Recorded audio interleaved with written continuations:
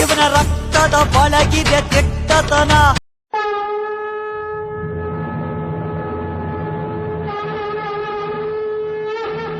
ಸ್ನೇಹಿತರೆ, ಜೈನ ಧರ್ಮದಲ್ಲಿ ಮಾತ್ರ ಉಲ್ಲೇಖ ಆಗಿರುವಂತಹ ಒಂದು ಮಹಾದಾನ ಇದು ಅಭಯದಾನ. ನಮಸ್ಕಾರ ಸ್ನೇಹಿತರೆ, welcome to my YouTube channel. ಜ್ವಾಲಾಮುಖಿಗೆ ಸ್ವಾಗತ ಸುಸ್ವಾಗತ. ಎಲ್ಲ ಸೌಜನ್ಯ ಹೋರಾಟಗಾರರಿಗೂ, ಸತ್ಯದ ಪರ ಇರ್ತಕ್ಕಂಥ ಎಲ್ಲ ಹೋರಾಟಗಾರರಿಗೂ ಹಾರ್ದಿಕವಾದ ಸ್ವಾಗತ. ನೋಡಿ ಸ್ನೇಹಿತರೆ, ಧರ್ಮಸ್ಥಳದಲ್ಲಿ ಆಗಿರ್ತಕ್ಕಂಥ ಘಟನೆಗಳನ್ನು ನಾವು ಏನಾದರೂ ಯೂಟ್ಯೂಬಲ್ಲಿ ಹಾಕಿದರೆ ಸಾಕು, ಇಲ್ಲ ಫೇಸ್ಬುಕ್ಕಲ್ಲಿ ಹಾಕಿದರೆ ಸಾಕು, ಧರ್ಮಸ್ಥಳದ ಡಿ ಗ್ಯಾಂಗಿನ ಕಡೆಯವರು ಬಂದು ಪುಂಗ್ತಾ ಇದ್ದಾರೆ. ಅದರಲ್ಲಿ ಅವ್ರ ಹೆಸರಿರ್ತಕ್ಕಂಥದ್ದು ಜೈನ್ ಅಂತ ಹೆಸರಿರ್ತಕ್ಕಂಥದ್ದು. ಸತೀಶ್ ಕುಮಾರ್ ಜೈನು, ಆ ಜೈನು, ಈ ಜೈನು, ಅವ್ರ ಕಾಮೆಂಟ್ಗಳು ಹೊಡ್ತಾ ಇದ್ದರೆ ಒಂಥರ ಇದೇನಾಗುತ್ತೆ, ಆ ಥರ ಕೊಳಕು ಭಾಷೆಯಲ್ಲಿ ಕಾಮೆಂಟ್ಗಳು ಆಗ್ತಕ್ಕಂಥದ್ದು. ನೋಡಿ, ಜೈನ್ ಧರ್ಮವನ್ನು ನಾನು ಗೌರವಿಸುತ್ತೇನೆ. ಜೈನ ಧರ್ಮದವರು ಯಾವ ಥರ ಇರಬೇಕು, ಯಾವ ಥರ ಕೆಲಸ ಮಾಡಬೇಕು, ಏನೇನೆಲ್ಲ ಮಾಡಬಹುದು ಮಾಡಬಾರ್ದು ಎಂಬುದರ ಬಗ್ಗೆ ನಮ್ಮ ಶೈಲಜಾ ಮೇಡಮ್ ಅವರು ಹೇಳಿರ್ತಕ್ಕಂಥ ವಿಡಿಯೋ ಇಲ್ಲಿ ನಾನು ಹಾಕ್ತೀನಿ. ಆಮೇಲೆ ಅದನ್ನ ಕೂಡ ನೋಡ್ಕೊಂಬನ್ನಿ. ಜೈನ ಧರ್ಮದ ಬಗ್ಗೆ ಅವರು ಹೇಳಿರ್ತಕ್ಕಂಥದ್ದು, ಈ ಧರ್ಮದಲ್ಲಿ ಈ ಥರ ಇದೆ. ಆದರೆ ಧರ್ಮಸ್ಥಳದ ದಣಿಗಳು ಯಾವ ರೀತಿ ಕೆಲಸ ಮಾಡ್ತಾ ಇದ್ದಾರೆ. ಮಂಜುನಾಥ ಸ್ವಾಮಿಯನ್ನು ಅಡ್ಡ ಇಟ್ಕೊಂಡು ಲಜ್ಜೆಗೆಟ್ಟ ಕೆಲಸವನ್ನು ಮಾಡ್ತಾ ಇದ್ದಾನೆ.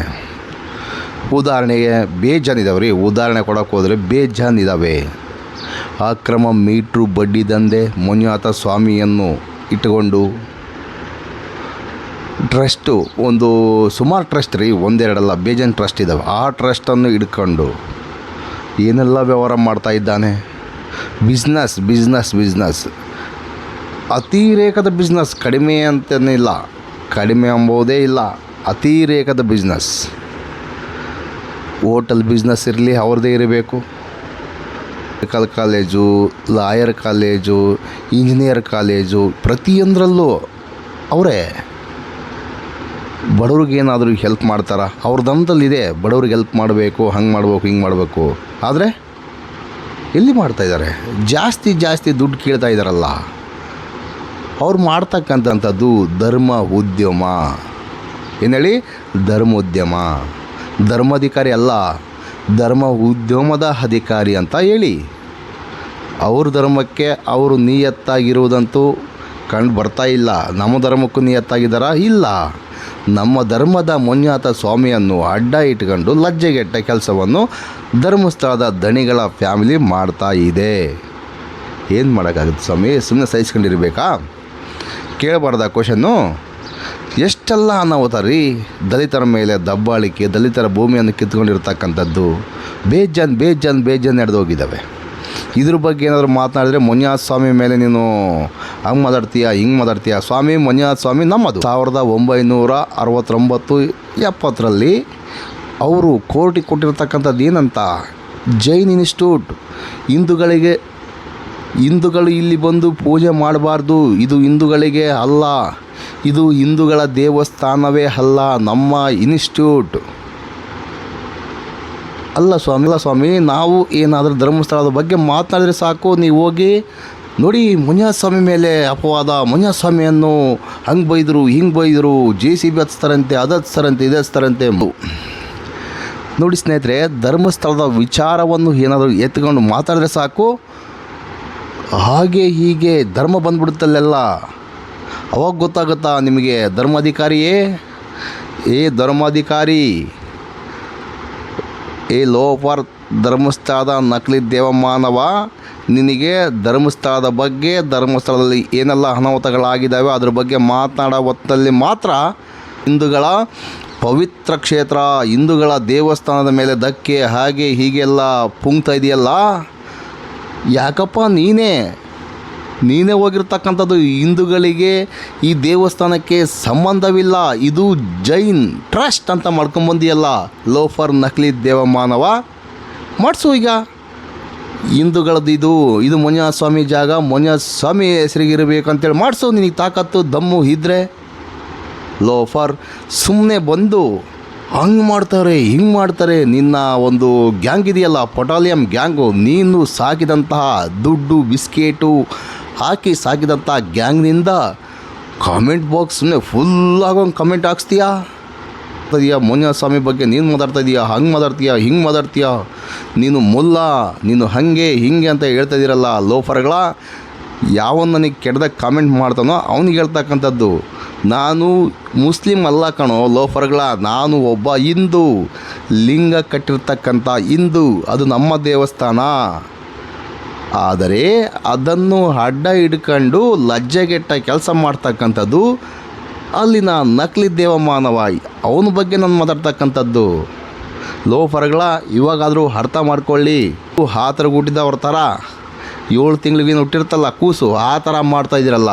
ಅದೇ ಲೋಫರ್ ಕಿರಿಕು ಗಿಳಿ, ಅವನು ಪುಂಗಿದಾಸ, ಕೆರೆಹಳ್ಳಿ, ಅವ್ರ ಥರನೇ ನೀವು ಕೂಡ ಮಾತಾಡ್ತಿರಲ್ಲಪ್ಪ. ಅವ್ರ ಥರನೇ ನೀವು ಸಮೇತ ಬಂದು ಕಮೆಂಟ್ನಲ್ಲಿ ಪುಂಗ್ತಾ ಇದ್ದೀರಲ್ಲ ಲೋಫರ್ಗಳ. ಅರ್ಥ ಮಾಡ್ಕೊಳ್ಳಿ. ನಮ್ಮ ಹಿಂದೂ ದೇವಸ್ಥಾನವನ್ನು ನಮ್ಮ ಹಿಂದೂಗಳಿಗೆ ಸಲ್ಲದ್ದು ಅಂತೇಳಿ ಅವ್ರ ಕೂಟ ಹೇಳಿಸ್ಬಿಡಿ. ಅವರ ಸ್ವಂತ ಹೆಸರಿಗೆ ಯಾಕೆ ಮಾಡಿಸ್ಕೊಂಡಿದ್ದಾರೆ ಹೇಳಿ. ಇದ್ರ ಬಗ್ಗೆ ನೀವು ಮಾತಾಡಲ್ಲ ಯಾಕೆ? ಪ್ರಸಾದ ಬಾಯಿ ತುಂಬ ಬಂದು ಬೀಳುತ್ತಲ್ಲ ನಿಮಗೆ, ಅದಕ್ಕೋಸ್ಕರ ನೀವು ಮಾತಾಡಲ್ಲ.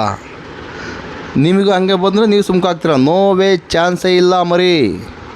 ನಾವು ನಿಂತ್ಕೊಂಡಿರ್ತಕ್ಕಂಥದ್ದು ನಮ್ಮ ಮಂಜುನಾಥ ಸ್ವಾಮಿ ಅಣ್ಣಪ್ಪ ಸ್ವಾಮಿಯನ್ನು ಆ ಲೋಫರ್ ನಕಲಿ ದೇವಮಾನವನಿಂದ ಬಿಡಿಸಿ ಹಿಂದೂಗಳಿಗೆ ಒಪ್ಪಿಸಬೇಕು. ಧರ್ಮಸ್ಥಳದ ಅಡಿ ಜಾಗ, ಧರ್ಮಸ್ಥಳದ ಮಂಜುನಾಥ ಸ್ವಾಮಿ ಅಡಿ ಜಾಗವನ್ನು ಧರ್ಮಸ್ಥಳದ ಮಂಜುನಾಥ ಸ್ವಾಮಿಯ ಹೆಸರಿಗೆ ಮಾಡಿಸ್ಬೇಕು. ಹಿಂದೆ ಏನಿತ್ತೋ ಅದು ಈಗ ಹಂಗೆ ಆಗಬೇಕು ಎಂಬುದು ನಮ್ಮ ಉದ್ದೇಶ. ಅರ್ಥ ಮಾಡ್ಕೊಳ್ಳಿ. ಮತ್ತು ಧರ್ಮಸ್ಥಳದಲ್ಲಿ ಏನೆಲ್ಲ ಅನಾಹುತಗಳು ಆಗಿದ್ದಾವಲ್ಲ ಅದಕ್ಕೆಲ್ಲ ನ್ಯಾಯ ಬೇಕು. ನಮ್ಮ ಮಂಜುನಾಥ ಸ್ವಾಮಿಯನ್ನು ಅಡ್ಡ ಇಟ್ಕೊಂಡು ಲಜ್ಜೆಗೆಟ್ಟ ಕೆಲಸವನ್ನು ಮಾಡ್ತಕ್ಕಂಥ ಆ ಲೋಫರ್ ನಕಲಿ ದೇವಮಾನವನಿಗೆ ಶಿಕ್ಷೆ ಆಗಲೇಬೇಕು. ಅಲ್ಲಿರ್ತಕ್ಕಂಥ ಅತ್ಯಾಚಾರಿಗಳಿಗೆ ರಕ್ಷಣೆ ಕೊಡುವಂಥ ನಕಲಿ ದೇವಮಾನವನಿಗೆ ಶಿಕ್ಷೆ ಆಗಲೇಬೇಕು. ಇದು ನಮ್ಮ ವಾದ, ನಮ್ಮ ನಿಲುವು ಸಮೇತ ಇದೆ. ಅದಕ್ಕೋಸ್ಕರ ಸ್ನೇಹಿತರು ನಾವು ಹೇಳ್ತಕ್ಕಂಥದ್ದು. ಅದು ಬಿಟ್ಟರೆ ಬೇರೆ ಇನ್ನೇನಿಲ್ಲ. 7ನೇ ಕ್ಲಾಸ್ ಕೂಡ ಕಲ್ತಿಲ್ಲ, ಬಂದೇನೋ ಪುಂಕ್ತಿಯಲ್ಲ ಯೂಟ್ಯೂಬಲ್ಲಿ ಫೇಸ್ಬುಕ್ಕಲ್ಲಿ. ಸ್ವಾಮಿ ನಾನು ಓದೇ ಇಲ್ಲ ಅಂದ್ಕೊಂಬಿಡಿ. ನೀವು ಓದಿದ್ರಲ್ಲ, ನೀವೇನು ಕಿತ್ತು ಗೆಣಸು ಕೆರಿತಾ ಇದ್ದೀರಾ? ಇದ್ರ ಬಗ್ಗೆ ಮಾತನಾಡಿ. ರೆಕಾರ್ಡ್ಸ್ ಕೊಡ್ತೀವಿ ರೀ ನಾವು, ಎಲ್ಲ ಗೋರ್ಮೆಂಟ್ ರೆಕಾರ್ಡ್ಸ್ ಕೊಡ್ತೀವಿ. ಮಾತಾಡ್ತೀರಾ? ನಿಮ್ಮ ದಮ್ ಇದೆಯಾ, ತಾಕತ್ತಿದೆಯಾ? ಲೋಫರ್ಗಳ ಸುಮ್ಮನೆ ಬಂದು ಕೆಟ್ಟದಾಗ ಕಾಮೆಂಟ್ ಮಾಡೋದಲ್ಲ, ತಿಳ್ಕೋಬೇಕು. ಹಿಂದೆ ಮುಂದೆ ತಿಳ್ಕೊಂಡು ಅಲ್ಲಿ ಏನಾಗಿದೆ ಏನು ಬಿಟ್ಟಿದೆ ಅದ್ರ ಬಗ್ಗೆ ಮಾತನಾಡಬೇಕು. ನೋಡಿ, ಸರ್ಕಾರಕ್ಕೆ ಗೊತ್ತಾಗಿದೆ ಈವಯ್ಯ ಆಕ್ರಮವಾಗಿ ಸರ್ಕಾರದ ಭೂಮಿಯನ್ನು ಆಳ್ತಾ ಇದ್ದಾನೆ, ದಲಿತರಿಂದ ಕಿತ್ಕೊಂಡಿದ್ದಾನೆ ಎಂಬುದು ಸರ್ಕಾರಕ್ಕೆ ಗೊತ್ತಾಗಿದೆ, ಕೋರ್ಟಿಗೆ ಗೊತ್ತಾಗಿದೆ. ಕೆಲಸ ಮಾಡ್ತಕ್ಕಂಥದ್ದು ಸ್ಲೋ ಆಗಿದೆ ಅಷ್ಟೇ. ಈಗ 3 ನೋಟಿಸ್ ಯಾವಾಗ ಹೋದ್ವು, ಆ ಲೋಫರ್ ಎಲ್ಲೋ ಹೋಗಿದ್ದಾನಂತೆ. ಇದನ್ನು ಬಿಟ್ಟನ ಗೊತ್ತಿಲ್ಲ ನನಗಂತೂ. ಆ ಲೋಫರ್ ನಕಲಿ ದೇವಮಾನವ ಎಲ್ಲೋ ಹೊಂಟೋಗಿದ್ದಾನಂತೆ, ಆಸ್ಪತ್ರೆಯಲ್ಲೆಲ್ಲ ಸೇರಿದ್ದಂತೆ. ಮತ್ತು ಅವನ ಸ್ಥಾನ ಒಬ್ಬ ಲೋಫರ್ ಲಬ್ಬಂಗ ರೇಪಿಸ್ಟ್ ಅಂತ ಹೇಳಿ ಕರಿತಕ್ಕಂಥ ವ್ಯಕ್ತಿಗೆ ಆ ಸ್ಥಾನ ಕೊಡಬೇಕಂತೆ. ಕೊಡ್ತಾರೋ ಬಿಡ್ತಾರೋ ಗೊತ್ತಿಲ್ಲ, ನೋಡೋಣ. ಏನೋ ಬಿಡ್ತಾರೋ ಗೊತ್ತಿಲ್ಲ ಸ್ನೇಹಿತರೆ. ಮುಂದಿನ ದಿನಗಳಲ್ಲಿ ಏನಾಗುತ್ತೆ ಎಂಬುದರ ಬಗ್ಗೆ ಕಾದು ನೋಡುವ ತಂತ್ರಕ್ಕೆ ನಾವು ಹೋಗೋಣ. ಸೌಜನ್ಯ ಮರು ತನಿಖೆಗೆ ಆದೇಶ ಬಂದರೆ ಆ ಲೋಫರ್ ಈಗಿನ ಧರ್ಮಾಧಿಕಾರಿ ಆಗ್ಬೇಕಂತೇಳಿ ಮೆರಿತಾ ಇದ್ದಾನಲ್ಲ ಆ ಲೋಫರ್ ರೇಪಿಸ್ಟ್, ಅವನಿಗಂತೂ ಪಕ್ಕ, ಅವನು ಜೈಲಿಗೆ ಹೋಗುವುದಂತೂ ಪಕ್ಕ ಶತಸಿದ್ಧ. ಮಂಜುನಾಥ ಸ್ವಾಮಿ ಅಣ್ಣಪ್ಪ ಸ್ವಾಮಿಯ ಶಿಕ್ಷೆಯಿಂದ ಮತ್ತು ಸೌಜನ್ಯಗಳನ್ನು ತಡೆವಿದ ಶಿಕ್ಷೆಯಿಂದ ಆ ವಯ್ಯ ಜೈಲಿಗೆ ಹೋಗೋದಂತೂ ಗ್ಯಾರಂಟಿ. ಇಷ್ಟನ್ನು ನಾನು ಹೇಳಕ್ಕೆ ಇಷ್ಟಪಡ್ತಾ ಇದ್ದೀನಿ ಸ್ನೇಹಿತರೆ. ಮುಂದಿನ ವೀಡಿಯೋದಲ್ಲಿ ಸಿಗೋಣ. ಈಗ ನಮ್ಮ ಶೈಲಜಾ ಮೇಡಮ್ ಅವರು ಜೈನ ಧರ್ಮದ ಬಗ್ಗೆ, ಅವರು ಹೇಗಿರಬೇಕು ಹೇಗಿರಬಾರ್ದು ಎಂಬುದರ ಬಗ್ಗೆ ಸಂಕ್ಷಿಪ್ತವಾಗಿ ಹೇಳಿದರೆ ದಯವಿಟ್ಟು ಈ ವಿಡಿಯೋವನ್ನು ನೋಡಿ, ಕೊನೆಯವರೆಗೆ ನಿಮಗೆ ಅರ್ಥ ಆಗುತ್ತೆ. ನಮಸ್ಕಾರ ಸ್ನೇಹಿತರೆ, ಜೈನ ಧರ್ಮದಲ್ಲಿ ಮಾತ್ರ ಉಲ್ಲೇಖ ಆಗಿರುವಂತಹ ಒಂದು ಮಹಾದಾನ ಇದು ಅಭಯದಾನ. ಏನ್ ಮೇಡಮ್ ಇದು ಅಭಯದಾನ? ರಕ್ತದಾನ ಕೇಳಿದೀವಿ, ಅನ್ನದಾನ ಕೇಳಿದೀವಿ, ಜ್ಞಾನದಾನ ಕೇಳಿದೀವಿ, ಎಲ್ಲಾ ಜ್ಞಾನಗಳನ್ನು ಕೇಳಿದ್ದೇವೆ. ಇದ್ಯಾವುದಿದು ಅಭಯ ಜ್ಞಾನ ಅಂತ ಕೇಳಬಹುದು ನೀವು, ಅಭಯ ದಾನ ಅಂತ. ಅಭಯ ದಾನ ಅಂತ ಹೇಳಿದ್ರೆ ನಿಮ್ಮ ಎದುರು ಒಂದು ವ್ಯಕ್ತಿ ಬಂದು ನಿಂತಾಗ ಆ ವ್ಯಕ್ತಿಗೆ ನೀವು ಯಾವುದೇ ಒಂದು ಅಪಾಯವನ್ನು ಉಂಟು ಮಾಡುವುದಿಲ್ಲ ಅಂತ ಅರ್ಥ. ಫಾರ್ ಎಕ್ಸಾಂಪಲ್, ಒಂಟಿ ಹೆಣ್ಮಗಳು ನಿಮ್ಮ ಹತ್ರ ಬಂದು ಮಧ್ಯರಾತ್ರಿ ನಿಂತ್ಕೊಂಡ್ರು ನೀವು ಆಕೆಗೆ ರಕ್ಷಣೆಯನ್ನು ಕೊಟ್ಟು, ದೇವರಂತೆ ರಕ್ಷಣೆಯನ್ನು ಕೊಟ್ಟು, ತಾಯಿಯಂತೆ ರಕ್ಷಣೆ ಕೊಟ್ಟು, ತಂದೆಯಂತೆ ಆಕೆಯನ್ನು ಕಂಡು, ಅಣ್ಣನಂತೆ ಆಕೆಯನ್ನು ಭದ್ರವಾಗಿ ಆಕೆಯ ಮನೆ ಸೇರಿಸುವಂಥದ್ದು, ಇದು ಒಂದು ಅಭಯ ದಾನ. ಜೈನ ಧರ್ಮದಲ್ಲಿ ಅದೆಷ್ಟು ಚೆನ್ನಾಗಿ ಉಲ್ಲೇಖ ಮಾಡಿದ್ದಾರೆ ಈ ಅಭಯ ದಾನದ ಬಗ್ಗೆ ಅಂತ ಹೇಳಿದ್ರೆ, ನಿಜವಾಗ್ಲೂ ಅದನ್ನ ನಾನು ಓದ್ತಾ ಇರುವಾಗ ಹಂಗೆ ಒಂಥರ ರೋಮಾಂಚನ ಆಗೋಯ್ತು. ಎಂತ ಒಳ್ಳೆ ದಾನ ಹೇಳಿದೆ ಇದು ಈ ಧರ್ಮ. ಆಧ್ಯಾತ್ಮವನ್ನು ಒಂದು ಒಳ್ಳೆ ದಾರಿಯಲ್ಲಿ ಅಂದ್ರೆ ಹೋಗಿ ತಲುಪಬೇಕು, ಮೋಕ್ಷವನ್ನ ಪಡಿಬೇಕು ಅಂದ್ರೆ ಆಧ್ಯಾತ್ಮದ ದಾರಿ ಇರಬೇಕು ಅಂತ ಹೇಳುವ ಈ ಜೈನ ಧರ್ಮ, ಸನಾತನ ಜೈನ ಧರ್ಮ ಈ ಅಭಯದಾನದ ಬಗ್ಗೆ ಬಹಳ ಅದ್ಭುತವಾಗಿ ಹೇಳಿದೆ. ಆದ್ರೆ ಇತ್ತೀಚಿನ ದಿನಗಳಲ್ಲಿ ಈ ಅಭಯದಾನದ ಬಗ್ಗೆ ಅರಿವಿಲ್ಲದ ಕೆಲವು ಅವಿವೇಕಿಗಳು ಹೇಗೇಗೋ ನಡ್ಕೊಂತಾ ಇರ್ತಾರೆ. ಜೈನ ಧರ್ಮದ ಒಂದು ಈ ಅಭಯದಾನದ ಬಗ್ಗೆ ತಿಳ್ಕೊಳ್ಳುವಂತ ಅವಶ್ಯಕತೆ ಈ ಸೋಷಿಯಲ್ ಮೀಡಿಯಾದಲ್ಲಿರುವಂತಹ ಈ ಗಂಡು ಜೀವಿಗಳಿಗೆ ತುಂಬಾ ಅಗತ್ಯ ಇದೆ. ಈ ಅತ್ಯಾಚಾರ ಮಾಡುವಂತಹ ಮನೋಭಾವ ಇರುವಂತವರಿಗೆ, ಅತ್ಯಾಚಾರವನ್ನು ಬೆಂಬಲಿಸುವಂತಹ ಮನೋಭಾವ ಇರುವವರಿಗೆ ಈ ಅಭಯದಾನದ ಬಗ್ಗೆ ಹೆಚ್ಚಿನ ಅರಿವು ಮೂಡಿಸಬೇಕಾಗಿದೆ ಅಂತ ಹೇಳಿ ಈ ವಿಡಿಯೋ ಮಾಡೋಣ ಅಂತ ಅನ್ಕೊಂಡೆ. ಜೈನ ಧರ್ಮ ಎಷ್ಟು ಚೆನ್ನಾಗಿ ಹೇಳತ್ತೆ ಅಂದ್ರೆ, ಅವರ ಆಹಾರ ಪದ್ಧತಿಯಿಂದ ಅವರ ಒಂದು ಮೋಕ್ಷವನ್ನು ಕಂಡುಕೊಳ್ಬೇಕು ಅಂತ ಹೇಳಿ ಆಲೋಚನೆ ಮಾಡ್ತಾರೆ. ಅವರ ಆಹಾರ ಪದ್ಧತಿ ಎಷ್ಟು ಬ್ಯೂಟಿಫುಲ್ ಆಗಿದೆ ಅಂತ ಹೇಳಿದ್ರೆ, ಮಾಂಸಾಹಾರ ಇಲ್ಲ, ಮದ್ಯಪಾನ ಇಲ್ಲ, ಸಾತ್ವಿಕ ಆಹಾರ. ಸಂಜೆ 6 ಗಂಟೆ ಒಳಗಡೆ ಅವರು ಆಹಾರವನ್ನ ಸೇವಿಸಬೇಕು, ಅದು ಫಲಹಾರ ಸೇವಿಸಬೇಕು ಅವರ ಕೊನೆಯ ಒಂದು ಉಪಹಾರವಾಗಿ ಅಂತ, ಅಂದ್ರೆ ಅವರ ಕೊನೆಯ ಆಹಾರವನ್ನು ಅಂತ. ಇಷ್ಟು ಸಾತ್ವಿಕ ಮನೋಭಾವನೆ. ಯಾವುದೇ ಒಂದು ವ್ಯಾಪಾರ ಇರ್ಬೋದು, ಒಂದು ವ್ಯವಹಾರ ಇರ್ಬೋದು, ಅದು ಯಾವುದೇ ಸಮುದಾಯಗಳಿಗೆ ಅನ್ಯಾಯ ಮಾಡುವಂಥದ್ದಾಗಿರಬಾರ್ದು. ಫಾರ್ ಎಕ್ಸಾಂಪಲ್, ಟಾಟಾ ಕಂಪನಿ ಅವರು ಕೂಡ ಜೈನ ಧರ್ಮಕ್ಕೆ ಸೇರಿರುವಂಥವ್ರು. ಅವರು ನೋಡಿ 140ಕ್ಕೂ ಹೆಚ್ಚು ಕಂಪನಿಗಳನ್ನ ಹೊಂದಿದ್ದಾರೆ. 140 ರಾಷ್ಟ್ರಗಳಿಗೂ ಜಾಸ್ತಿ ಅವರ ಒಂದು ಕಂಪನಿಗಳಿರುವಂಥದ್ದು, ಅವರ ವ್ಯವಹಾರಗಳಿರುವಂಥದ್ದು ಗ್ಲೋಬಲ್ ಇದೆ, ಬಿಲಿಯನ್ಸ್ ಅಲ್ಲಿ ಇನ್ಕಮ್ ಇದೆ. ಆದ್ರೆ ಅವ್ರು ಯಾವತ್ತೂ ಭಿಕ್ಷೆ ಅಂದ್ರೆ ಡೊನೇಷನ್ ತಗೊಳ್ಳುವಂಥದ್ದು, ಯಾವುದೋ ಒಂದು ವಿಚಾರವಾಗಿ ಡೊನೇಷನ್ ಅನ್ನ ತಗೊಳ್ಳಲ್ಲ, ಅಥವಾ ಅವರು ಡೊನೇಷನ್ ಅನ್ನ ಕೊಡ್ತಾರೆ ಇನ್ ರಿಟರ್ನ್ ಅವಶ್ಯಕತೆ ಇರೋರಿಗೆ.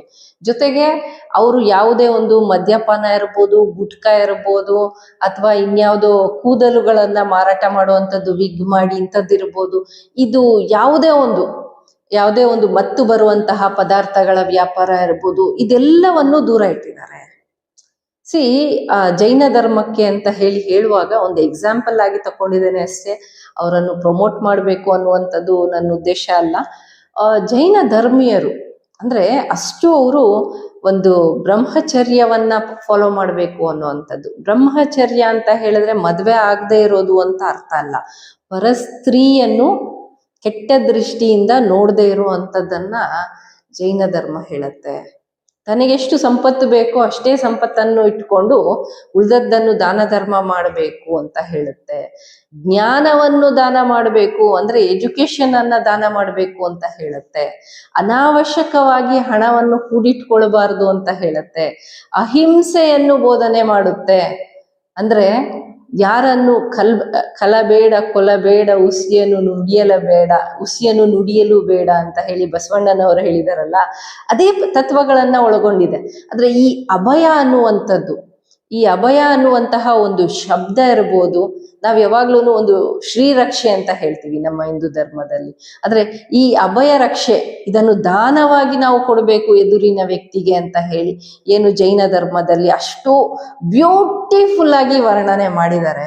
ಇವತ್ತು ನಮ್ಮ ಸೋಷಿಯಲ್ ಮೀಡಿಯಾ ಇರ್ಬೋದು, ಕೆಲವು ಏನ್ ಹೇಳ್ತಾರೆ ಫೇಕ್ ಅಕೌಂಟ್ಗಳಿರ್ಬೋದು, ಇವರೆಲ್ಲ ಹೆಣ್ಮಕ್ಳ ಬಗ್ಗೆ ಬರೆಯುವಂತಹ ಒಂದು ಶಬ್ದಗಳಿರ್ಬೋದು, ಬೇಕು ಅಂತಾನೆ ಅವರನ್ನ ಟ್ರೋಲ್ ಮಾಡುವಂಥದ್ದು ಇರ್ಬೋದು, ಅತ್ಯಾಚಾರಿಗಳ ಪರ ವಹಿಸ್ಕೊಂಡು ಮಾತಾಡ್ತಾ ಇರುವ ಇವರು ಜೈನ ಧರ್ಮದ ಈ ಅಭಯ ಅನ್ನುವಂತಹ ಒಂದು ದಾನವನ್ನ ಮಾಡಬೇಕಾಗಿದೆ. ಇವತ್ತು ಅದರ ಅರ್ಥವನ್ನ ತಿಳ್ಕೊಳ್ಬೇಕಾಗಿದೆ.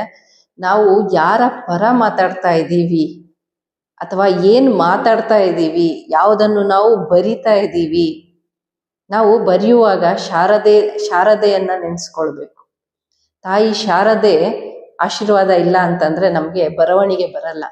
ಆ ಬರವಣಿಗೆಯನ್ನ ಕೆಟ್ಟ